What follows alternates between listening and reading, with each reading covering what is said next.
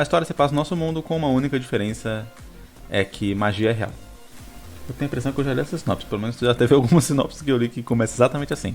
Lucas é um jovem estudantil que um dia conheceu uma criatura mágica com a aparência de um coelho preto que se diz ser o guardião do herói, o Sag. Ele explica ao Lucas que o garoto é a 7ª encarnação do primeiro herói de 1700 anos atrás. Agora juntos eles devem impedir o 7º surgimento do grande demônio da antiguidade, Zembetu. Enquanto que Lucas ainda está aprendendo a controlar seus poderes recém-despertos e tentar manter tudo em segredo do máximo de pessoas que conseguir. É uma dinâmica legal, eu gosto desse tipo de dinâmica na história, onde o protagonista talvez ele não embarque 100% nessa ideia logo de cara, né? Ele tente ali meio que manter a vida normal dele com essa nova questão e tal.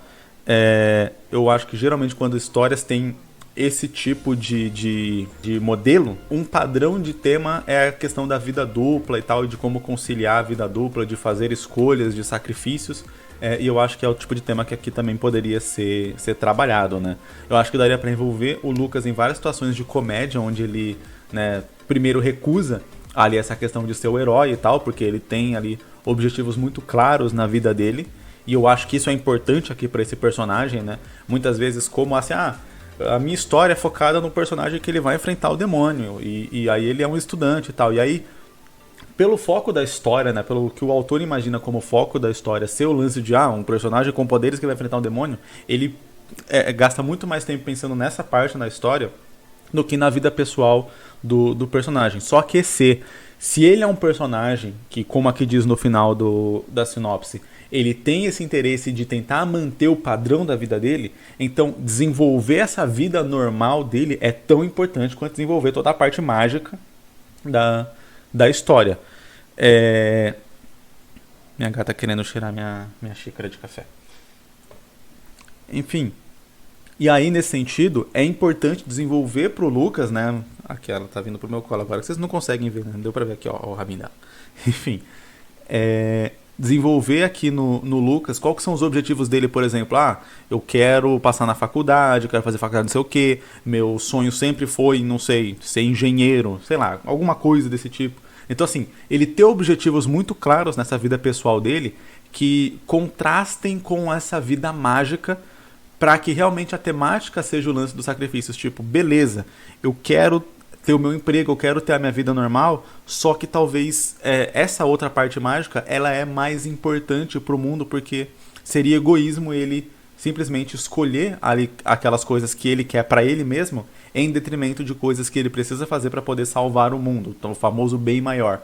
E aí a gente conseguiria desenvolver essa relação do personagem, de primeiro, ele tentar conciliar essas duas vidas, e aí acabar que ele não consegue ir bem nem em uma nem em outra, então começa a dar vários problemas na vida pessoal dele, ao mesmo tempo que começa a ter vários problemas que são consequências de ele estar lidando com a vida pessoal e não podendo ir atender ao chamado da vida mágica, digamos assim, até o ponto onde ele vai ter que decidir um ou outro. E aí, geralmente, né, se a temática da história é que ele vai, em algum determinado momento, realmente assumir a face de herói, e um herói é aquele que se sacrifica pelos demais, então ele vai sacrificar os desejos pessoais dele para poder salvar os demais, salvar o mundo, enfim, impedir o surgimento do demônio e coisa do tipo.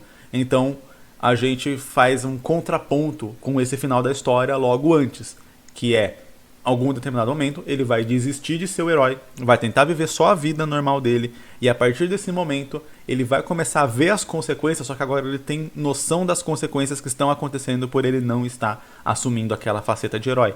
Então começa a acontecer coisas ruins, ele começa a se culpar por essas coisas ruins, e aí é quando ele decide dar a virada completa.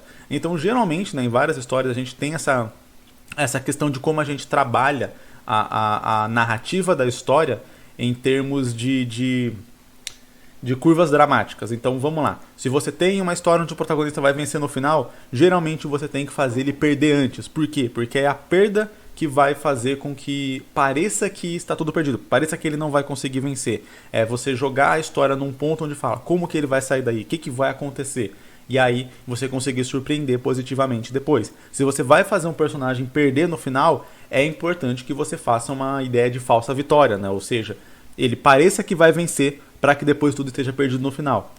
se o personagem vai virar um herói no final, então é interessante que em algum momento ele desista dessa ideia para que depois possa ter essa reviravolta.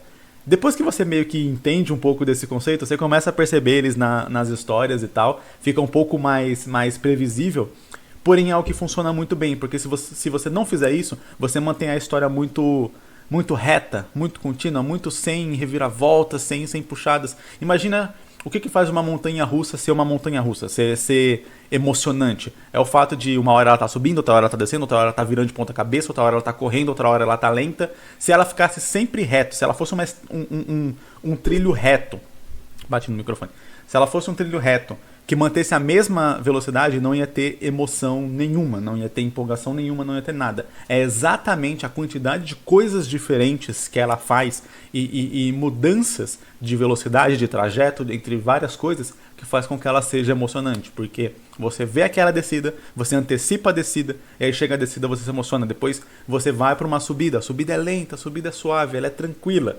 E aí você fica calma, e de repente está de ponta cabeça. Enfim, é exatamente esse monte de coisa que vai gerando a emoção ali na hora que você está numa montanha-russa. E é exatamente assim que a história ela tem que ser construída. Também com várias reviravoltas, com vários momentos, um momento mais lento, um momento mais rápido, um momento de maior reflexão, um momento de maior atitude, ação, um momento de diálogo, outro momento de ação, de batalha, de conflito, e por aí vai. E aí, conforme você vai cadenciando isso, a história ela vai se tornando mais interessante de ser acompanhada.